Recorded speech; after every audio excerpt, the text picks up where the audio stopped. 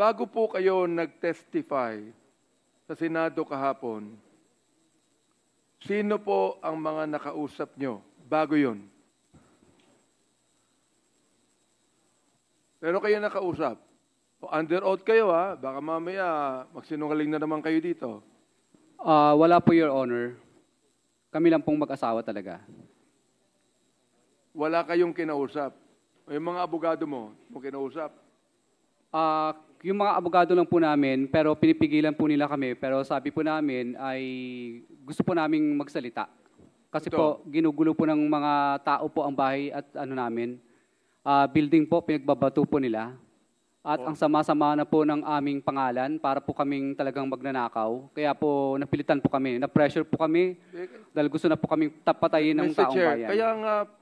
kaya nga nais namin magsabi ka ng totoo ngayon para hindi ka na mapagkamalang ikaw ang magnanakaw. Hindi ba? Ito over the weekend, did you attend a meeting para pag-usapan ang iyong pagharap sa Senado kahapon? Over the weekend, nag-attend ka ba ng meeting para pag-usapan ang pagharap mo sa Senado? Kami pong mag-asawa at yung mga yung mga legal lawyers po namin, pero pinipigil po nila kami. So meron. Ibig sabihin, nakapag-meeting ka bago pag-harap sa Senado kahapon? Ay, hindi po. Chair, kahapon po? Yes. Bago yung inyong pagharap sa Senado kahapon, over the weekend, siguro